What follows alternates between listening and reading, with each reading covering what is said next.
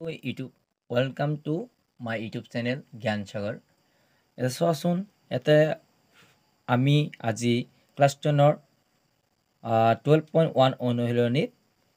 1 number 2 number 3 number 4 number কোৱেশ্যনখিনি already আগৰ ভিডিঅ'ত কৰিছোঁ তোমালোকে যে চোৱা নাই চাই ল'বা আজি আকৌ পঞ্চম যেটো কোৱেশ্যন এইটো 12.1 অনুশীলনীৰ অন্তিমটো কোৱেশ্যন এইটো আজি আমি কৰিব কাৰণে চেষ্টা কৰিম তোমালোকে চোৱাচোন তলত দিয়াবোৰৰ শুদ্ধ উত্তৰটো চিন দিয়া আৰু তোমাৰ বাছনি যুক্তি দৰ্শোৱা যদি এটা বৃত্তৰ পৰিসীমা আৰু কালিত সাংখ্যিকভাৱে সমান কৈছে বৃত্তৰ পৰিসীমা আৰু কালি দুটাই সমান চেছ এই দুটা কণ্ডিশ্যন দিয়া আছে ইয়াত তুমি বহাই দিলা যে বৃত্তটো ব্যাসাৰ্ধ হ'ব বৃত্তটো ব্যাসাৰ্ধ কিমান হ'ব ওলাব লাগে এতিয়া অপশ্যনবিলাক দিয়া আছে অপশ্যনখিনি চাৱাৰ আগত তোমালোকে গম পালা যে বৃত্তৰ ব্যাসাৰ্ধ আৰু ব্যাসটো একে চোৱা আমি লিখি দিলোঁ এটা আমি জানো কোৱেশ্যন নম্বৰটো লিখি দিলোঁ 5 নম্বৰ ঠিক আছে আমি জানো কি বুলি দিছে বৃত্তৰ কালি আৰু বৃত্তৰ পৰিধি যিটো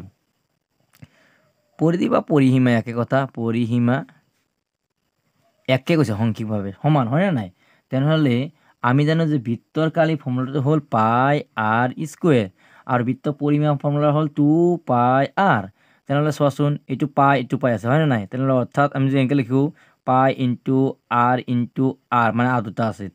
2 ইনটু পাই ইনটু আৰ তেনেহ'লে কি কৰিব লাগিব এই আৰ কেঞ্চেল যাব এই পাই কেঞ্চেল থাকি গ'ল কিমান আৰ ইকুৱেল টু বুজি পালানে আকৌ ৰিপিট কৰি আছোঁ